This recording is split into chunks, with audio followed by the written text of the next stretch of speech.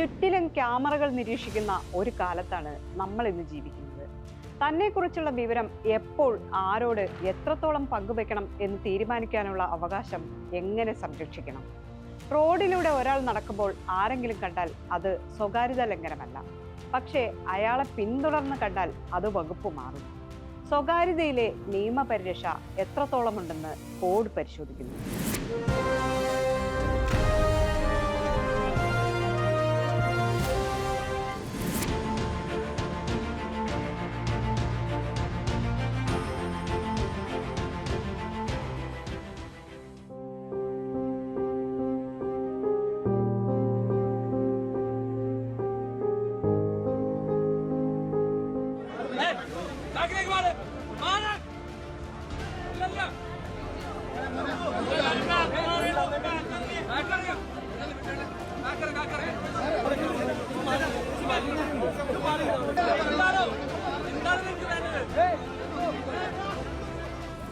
നടൻ സലികുമാറിന്റെ സംസ്കാര ചടങ്ങിനിടെ മകൻ ചന്തുവിന്റെ വൈകാരികമായ പ്രകടനം കണ്ടതോടെയാണ് വീണ്ടും സ്വകാര്യതയെക്കുറിച്ചുള്ള ചർച്ചകൾ സജീവമാകുന്നത്.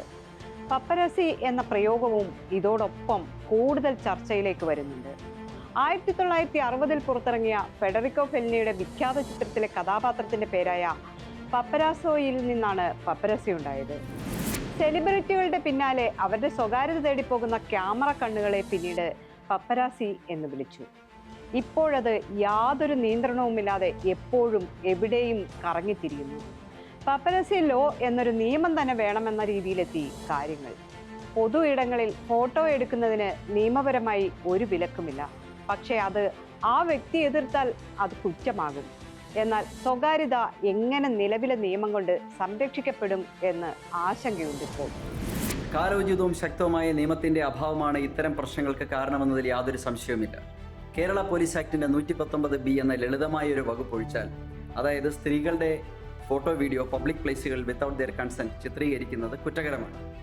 ഈ സിമ്പിൾ നെയിം പീനൽ പ്രൊവിഷനപ്പുറം ശക്തമായ മറ്റൊരു നിയമം, ഒരു സൈബർ ലോ നമ്മുടെ നാട്ടിലില്ല എന്നത് വളരെ ഖേദകരമാണ്.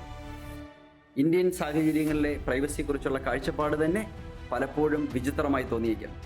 Because your right to privacy is limited only in a private place. This is not the concept of privacy in Europe and other Asian countries. Your right to privacy extends even in public places. ഒരു മൊബൈലും കൊണ്ട് അന്യൻ്റെ സ്വകാര്യതയിലേക്ക് കടന്നു കയറുക മാത്രമല്ല, ഒരു public nuisance ആയി മാറുന്ന ഇത്തരം അവസ്ഥകൾ it's only for commercial purposes. UAE നിയമപ്രകാരം ഇതൊക്കെ ഷെയർ ചെയ്യുന്നത് പോലും, ഇത്തരം കാര്യങ്ങൾ സോഷ്യൽ മീഡിയയിൽ ഷെയർ ചെയ്യുന്നതും വളരെ ശിക്ഷാർഹമായ കുറ്റമാണ്. അതുകൊണ്ട് ഈ വിഷയത്തിൽ അടിയന്തരമായി നിയമനിർമ്മാണമാണ് നടത്തേണ്ടത്. എന്നാൽ ആ നിയമങ്ങൾ കാലോചിതമായിരിക്കണം, യുക്തിസഹജമായിരിക്കണം. സെലിബ്രിറ്റി ആയതുകൊണ്ട് സ്വകാര്യത ഇല്ലാതാകുന്നില്ല എന്ന് സുപ്രീം കോടതി തന്നെ പലവട്ടം പറഞ്ഞിട്ടുണ്ട്. എന്നാൽ കർശനമായ നിയമമാണോ ഇക്കാര്യത്തിൽ ഇന്ത്യയിലുള്ളത് എന്ന് ചർച്ച ചെയ്യപ്പെടേണ്ടതാണ്.